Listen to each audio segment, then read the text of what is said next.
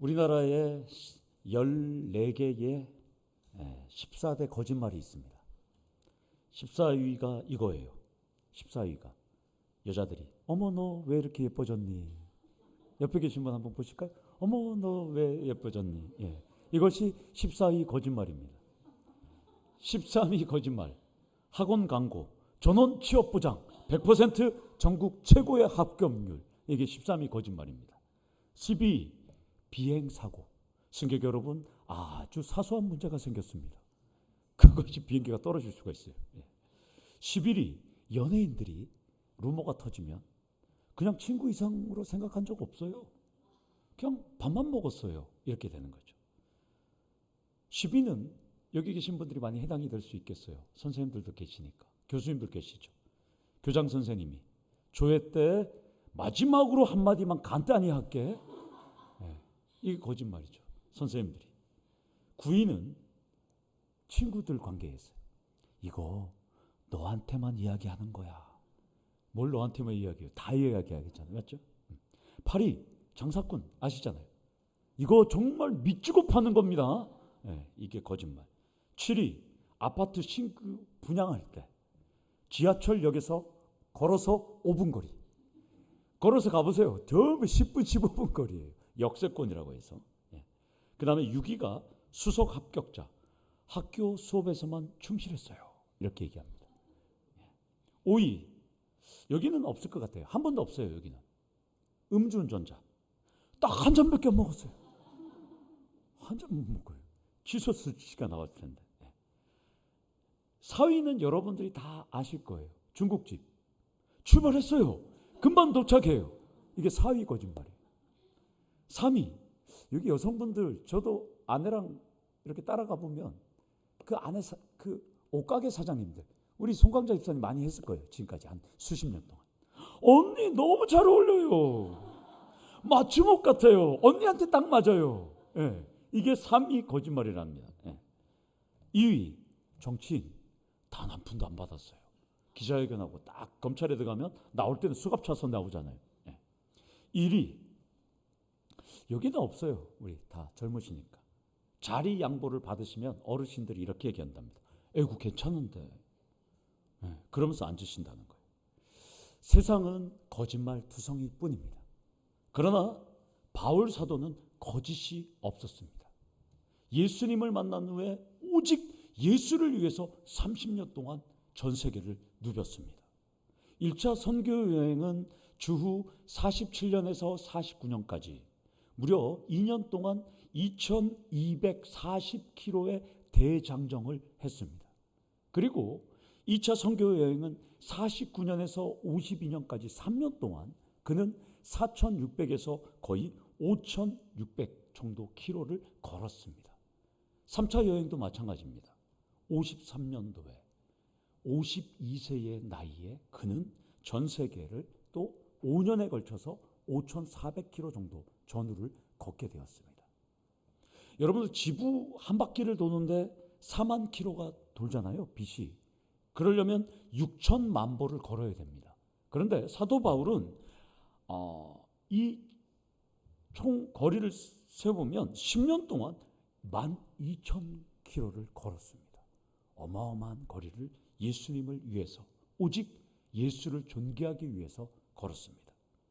박해와 반대 속에도 오직 믿음으로 복음 전파를 위해서 사도 바울은 최선을 다했습니다. 그런 점에서 사도 바울은 예수를 따르는 삶 그 자체였습니다. 우리 옆에 계신 분 다 인사하겠습니다. 예수만 따르십시오. 인사하겠습니다. 철저히 그리스도 중심으로만 살았어요. 존귀하신 예수를 위해서 사도 바울은 살았다는 것이죠. 사랑하는 성도 여러분, 2024년도 추석 명절을 맞이해서 그리스도로 만족하며 오직 예수만 존귀하게 여기시는 삶을 사는 결단의 시간이 되기를 축원합니다. 19절의 원문은 왜냐하면으로 시작돼요. 우리는 빠져있는데 가르라는 왜냐하면 이렇게 시작합니다. 그러니까 19절은 18절에 내가 왜 기뻐하고 기뻐하는지에 대한 이유를 설명하는 내용부터 시작된다는 거예요. 바울은 왜냐하면 내가 기뻐하는 이유를 세 가지로 지금 설명합니다. 하나는, 첫 번째는 너희의 강구 때문이다 라고 말씀합니다. 빌립보 교회는 바울이 1400km 이상 떨어져 있지만, 이곳에 있는 바울이 갇혀 있지만 그를 위해서 기도했어요. 그러니까 바울이 안전하게 풀려나도록 사도 바울을 위하여 빌립보 성도들의 기도했다는 것을 들으니까 사도 바울은 기뻐했다라고 지금 고백합니다. 그런데 오늘을 살아가는 우리들은 얼마나 많이 기도하고 성경을 읽을까요?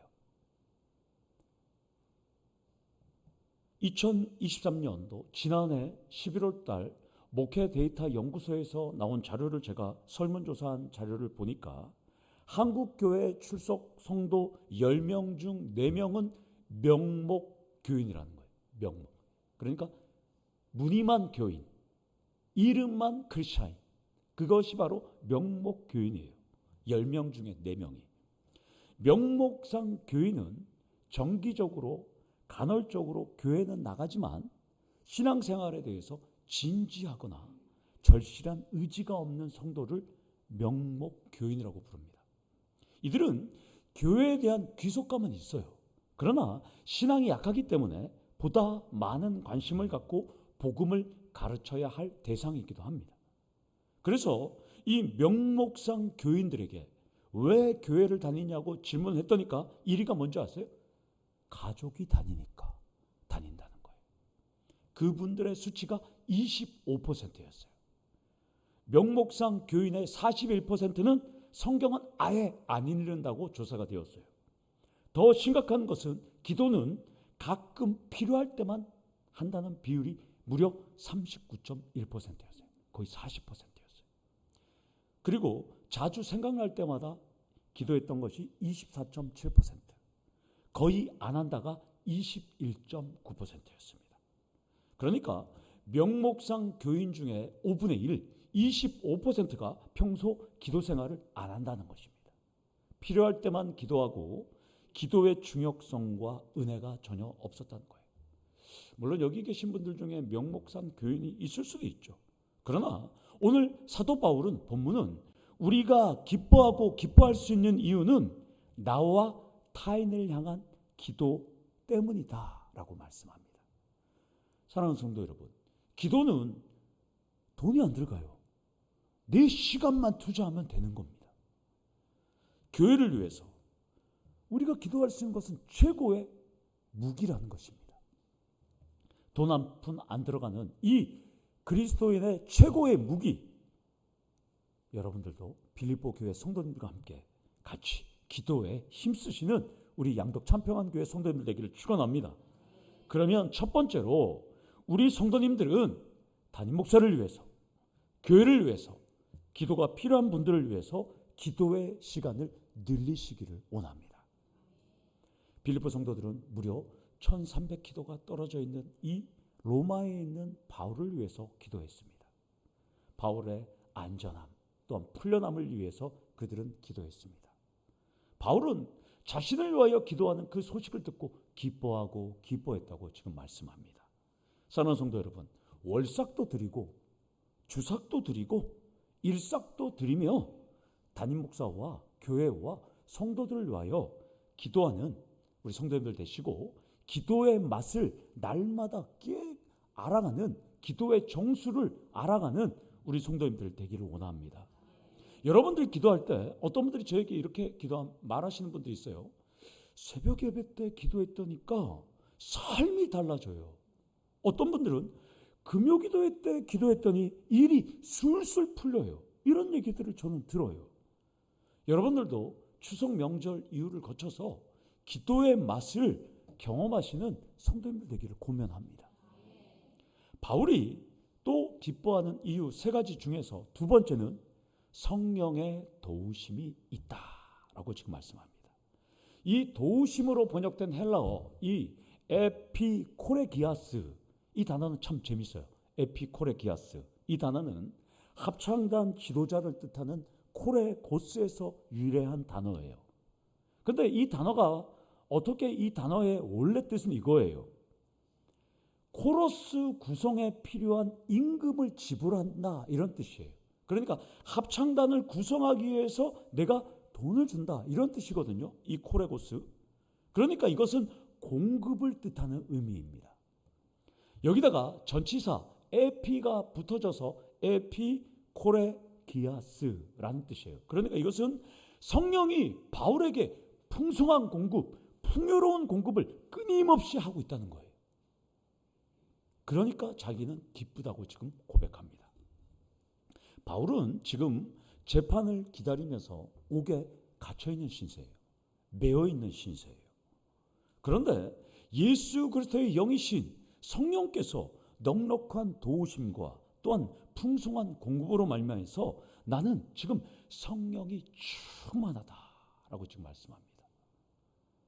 바울은 성령의 도우심을 너무나도 잘 알았기 때문에 성령이 어떤 풍성한 공급과 넉넉한 도우심을 주는지 이렇게 고백합니다. 우리 다 같이 로마서 8장 26절에서 27절까지 사도 바울이 어떻게 성령께서 풍성하게 공급했는지 우리 다 같이 읽도록 하겠습니다. 시작.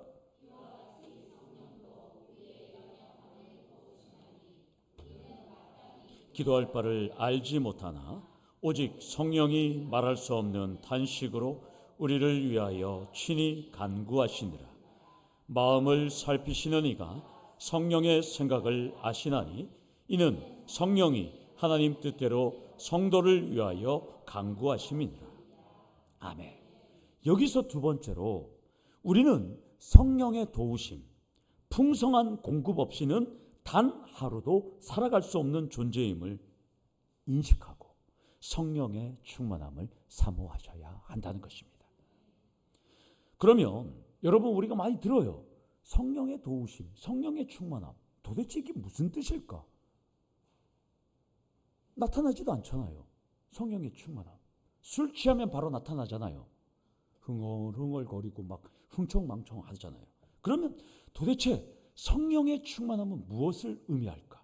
우리 다 같이 에베소서 5장 18절에서 21절 말씀을 함께 읽도록 합니다. 여기서는 성령의 충만함에 대해서 아주 자세하게 말합니다. 술 취하지 말라. 이는 방탕한 것이니 오직 성령으로 충만함을 받으라. 시와 찬송과 신령한 노래들로 서로 화답하며 너희의 마음으로 주께 노래하며 찬송하며 범사에 우리 주 예수 그리스도의 이름으로 항상 아버지 하나님께 감사하며 그리스도를 경외함으로 피차 복종하라. 성경 말씀과 찬송과 노래로 서로 화답하고 진정으로 하나님을 찬송하고 감사하고 경외하고 피차 복종하면 그것이 충만함이라는 것입니다. 아멘. 오늘 와인을 이렇게 아주 우리 나라에 관리하시는 제가 우리 사모님한테 그런 얘기했어요. 지금 커피숍 하면 다 망합니다. 커피숍 없는 데가 어디 있어요? 제가 이제는 와인이 대세라고 말씀드렸어요. 사모님하고 식사하면서. 유럽에 가면 이 개혁신학 교회들도 목사님들도 다 와인 한 잔씩 다 먹습니다. 거기는 술이 아니에요. 와인은 음료예요, 음료. 이제 우리나라도 이제 와인이 뭐 점점 퍼지고 있죠. 퍼졌어요, 벌써. 제주도도 지금 그렇고. 전부 이제 그렇다고 우리 성도님들 와인 가게 하시면 안 됩니다. 커피 가게 안 하고. 네. 우리 교수님도 네덜란드에 계셨을 때 또 뭐 와인은 안 드셨겠지만 여러분들 보면 와인을 아주 유럽 사람들은, 그리고 유럽 가보신 분들 여기 있지만 유럽 가면 커피숍 별로 없잖아요. 전부 와인을 많이 먹잖아요, 유럽 사람들은. 그런데 제가 오늘 하고 싶은 얘기는 술을 취하면 우리가 성령의 충만함이 안 되는 거죠. 술을 먹고 흐느적 거리는데 어떻게 성령이 충만할 수 있겠습니까? 어떻게 성령이 충만하면서 우리가 오늘 이 공급 속에서 보면 성령이 충만하면 찬송과 노래로 화답하고 서로 진정으로 감사하고 피차 하나님을 경외하고 복종하고 하나님 말씀 속에서 살아갈 수 있다는 것이죠. 그런데 바울은 지금 감옥에 있는데도 이런 삶을 지금 살아가고 있다는 거예요. 감옥에 있는 사람이 어떻게 이렇게 살아갈 수 있겠습니까? 이유는 성령이 풍성한 공급과 넉넉한 도움이 있었다는 것입니다. 그렇다면 우리는 지금 매여 있지도 않아요. 따라서 방탕한 삶이 아니라 성령께서 주시는 기쁨으로 여러분들은 찬양하고 감사하고 경외하고 피차 말씀에 복종하는 우리 성도님들 되기를 축원합니다. 바울이 기뻐하는 이유 세 가지 중에서 이제 마지막 세 번째는 구원에 이르게 함, 이런 뜻이에요. 이 구원이 감옥에서 풀려나는 구원인지 영원 구원인지는 학자들의 논쟁은 있어요. 그러나 대부분의 학자는 바울이 언급하는 이 구원은 빌립보 성도들의 간구와 성령의 도우심으로 사도 바울이 이제 로마 감옥에서 풀려나는 구원을 의미합니다. 그리고 플러스로 미래의 천국의 구원을 의미하기도 합니다. 이 구원이라는 헬라어 소테리아라는 이 단어는 미래적인 의미의 구원을 포함해서 넓은 의미에서 모든 구원을 다 포함한 단어예요. 이 단어는. 따라서 집을 떠난 사람이 안전하게 들어오는 것이 구원이에요. 원래 의미가. 오늘 원준희 집사님이 그런 말 했죠.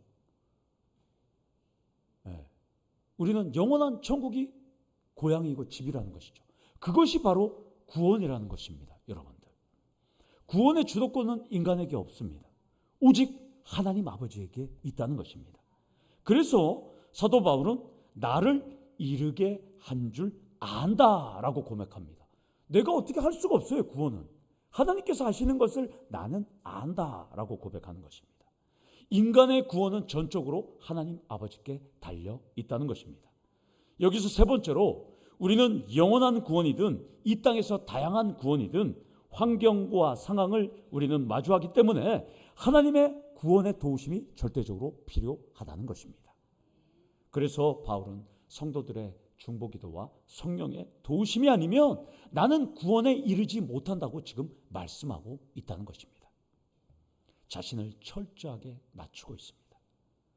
사랑하는 성도 여러분, 여러분들은 중보기도와 성령의 도우심을 통한 구원을 인정하시는가요? 아멘. 기도는 각자의 삶도 바꾸지만 중보기도는 공동체의 운명도 바꾼다는 것입니다. 6.25 전쟁이 한창이던 1950년 8월 16일 날 우리나라가 밀려서 수도를 부산으로 옮겼잖아요. 그때 이승만 대통령이 이 영남 지역, 대구와 또한 이 부산 지역에 있는 영남 지역의 목회자들을 다 불렀습니다. 불러서 이분들에게 구국 기도회를 부탁했습니다. 우리가 지금 낙동강 전선을 방어하고 있는데 북한군 4개 사단과 기갑사단이 지금 이 낙동강을 마주하고 지금 넘어올 건데 이 사람들을 지금 저지하려면 일본의 오키나와에 있는 미국 B-29 폭격기가 떠야 되는데 8월 달이면 우리나라가 장마잖아요. 악천후와 장마 때문에 미국의 비행기가 지금 뜰지를 못한다고 우리가 지금 구국 기도회를 하자는 거예요. 그래서 대통령과 목회자들이 모여서 부산에서 구국 기도를 했습니다. 구국 기도회를 끝나자마자 하늘이 맑아지고 쾌청해져서 일본에서 오키나와에서 B-29 폭격기가 떴습니다. 99개가 이륙해서 이 북한군이 있는 이 낙동강에 있는 북한군의 기계화 사단 또한 이 기갑사단에 폭격을 가하기 시작합니다. 11시 58분부터 12시 24분까지 무려 26분 동안 폭격을 했더니까 북한군이 거의 전멸된 상태였어요. 그래서 이들이 하루 동안 발이 묶였어요. 그리고 우리는 미 8군과 우리나라 국군이 함께 연합을 해서 북진을 할 수 있었다고 합니다. 절체절명의 위기 속에서 나라를 구한 것은 8월 16일 이승만 대통령의 믿음과 목사님들의 구국 기도가 있었기 때문에 대한민국이 지금 이렇게 살 수 있다는 것입니다. 사랑하는 성도 여러분, 중보 기도가 너무 중요합니다. 사랑하는 성도 여러분, 우리는 영원한 구원이 최고지만 당장 이 땅의 삶에서도 우리는 구원이 필요해요. 누군가에게는 건강의 구원, 누군가에게는 사업의 구원, 누군가에게는 결혼, 누군가에게는 출산, 누군가에게는 승진, 누군가에게는 시험, 다양한 환경과 상황의 구원이 우리에게는 필요하다는 것입니다. 여러분이 마주한 수많은 난관과 문제 앞에서 바울 사도는 구원의 방법을 지금 제시하고 있습니다. 구원은 오직 기도와 성령의 도우심뿐임을 기억하기를 원합니다. 무엇보다도 우리 교회를 향한 부흥과 성장을 향한 회개와 또한 회복을 위한 기도를 드릴 때 우리 교회가 그동안 꿈꿔왔던 부흥과 성장을 하나님께서는 허락해 주신다는 것입니다. 20절 상반절을 보면 바울은 자신이 구원에 이르도록 빌립보 교회가 뜨겁게 기도하지만 나도 간절한 기도와 소망이 있다라고 고백합니다. 원문을 보면 19절에 구원에 이를 것이다와 연결되는 이 부사구가 나의 간절한 기대와 소망을 따라입니다. 그러니까 바울은 간절한 기대와 소망이 있었습니다. 여러분들도 어떠한 일에서 살아갈 때 정말 탈출하고 싶고 정말 어려운 일들이 여러분들이 많이 있을 때 그때 여러분들이 자포자기하면 사탄의 먹잇감이 돼요, 여러분들. 그러나 비록 바울은 감옥에 매인 신세지만 여기서 내 인생이 끝나지 않을 것을 그는 알았다는 것이에요. 간절한 기대와 소망으로 그는 충만했다고 지금 고백합니다. 여기서 간절한 기대로 소망됐던 이 카라도기안은 몰두전념을 의미하는 아포와 그리고 기대하다는 도케오가 결합된 단어예요. 그러니까 모든 신경이 구원의 목표를 하고 있다는 단어예요. 지금 바울은 내가 감옥에 있지만 모든 신경이 나의 구원이 됐다. 기대와 소망이라고 지금 표현하고 있습니다. 그렇다면 네 번째로 추석을 앞둔 시점에 여러분들은 간절한 기대와 소망이 있으셔야 합니다. 우리도 살아있다면 여러분들이 지금 호흡을 한다면 기대와 소망이 있어야 돼요. 죽음을 앞둔 사람들은 중환자실에 있는 사람들이나 요양병원에 있는 사람들은 소망이 없어요. 천국에 대한 소망밖에 없는 것이죠. 그러나 우리는 숨을 쉬고 있고 일을 하기 때문에 우리는 기대와 소망이 있어야 한다는 것입니다. 바울은 기대와 소망 두 가지를 20절에 말합니다. 두 가지가 나옵니다. 첫 번째는 아무 일에든지 부끄럽지 아니한 것. 두 번째는 그리스도가 존귀하게 되는 것. 이 부끄럽지 아니하다라는 이 단어는 형태는 수동태지만 복음 때문에 내가 어떤 위험과 어려움을 당해도 나는 당당하다라는 뜻입니다. 지난주에 우리가 수요예배를 살펴봤지만 사도 바울은 두로의 형제들이 예루살렘에 올라가면 당신 잘못돼요, 체포돼요, 죽을지 몰라요 라고 얘기해도 사도 바울은 그대로 올라갑니다. 미동도 없었습니다. 가이사라에 가도 동일한 예언을 듣습니다. 그러나 바울은 그대로 예루살렘으로 올라갔습니다. 바울은 예수를 전하는 일에는 아무 일에든지 부끄럽지 않다고 지금 고백합니다. 그러면 추석을 앞둔 여러분들도 예수를 전하는 일에 부끄럽지 않기를 원합니다. 복음 때문에 교회를 다니는 것이 부끄럽지 않다고 여러분들이 고백하는 우리 성도님들 되기를 축원합니다. 자, 아멘 하셨으니까 좌우에 계신 분과 인사를 한번 나누겠습니다. 제가 하는 말을 먼저 한 분씩 하셔야 돼요. 자, 따라하십시오. 이번 추석에는 반드시 끝장내겠어. 나 말리지 마. 자, 옆에 사람은 이제 답장해 줘야 되는 거예요. 아멘, 꼭 살아 돌아와요. 자, 이제 역할을 바꾸겠습니다.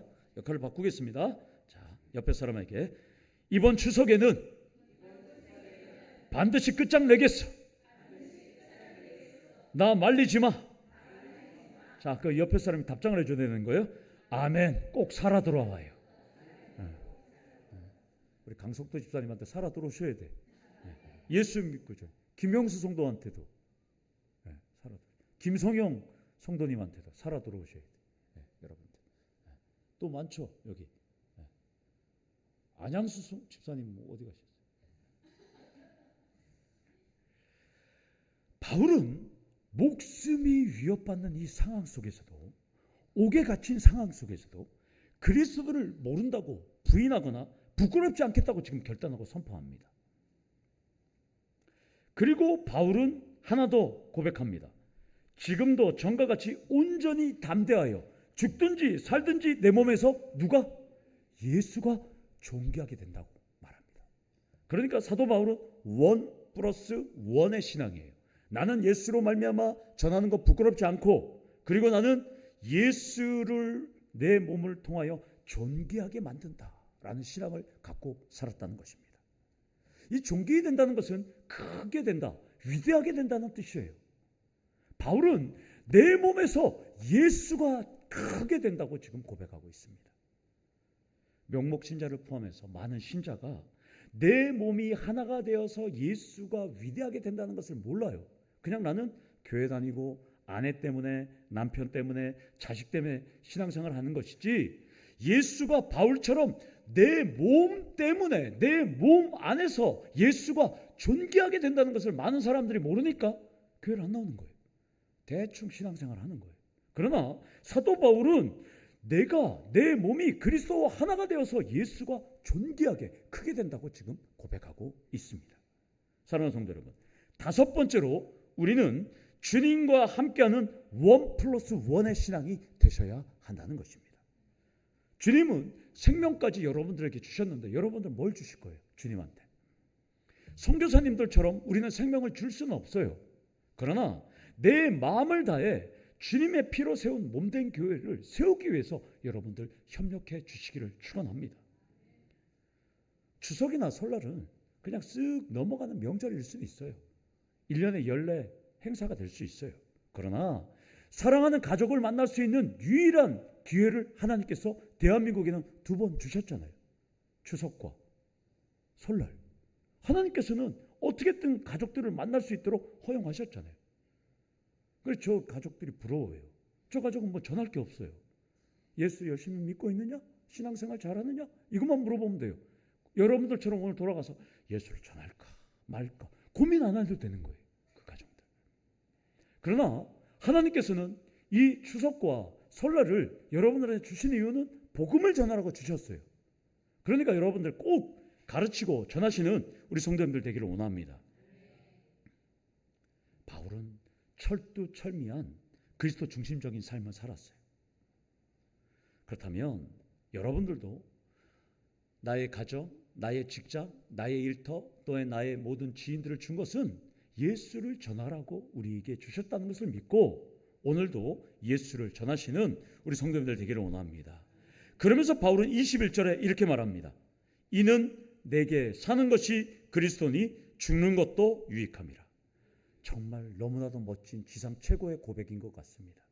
이것은 내가 호흡하는 자체가 그리스도 때문이고 모든 것이 그리스도 때문이라고 지금 고백하고 있습니다. 자신은 지금 앞으로 재판을 받아도 사형을 언도받아도 나는 그리스도를 위하여 그리스도 때문에 죽는다라고 유익을 고백하고 있습니다. 여기서 마지막 6번째로 우리도 생사를 초월한 그리스도 중심적인 삶을 사셔야 합니다. 가장 먼저가 그리스도가 됨을 잊지 마시기를 원합니다.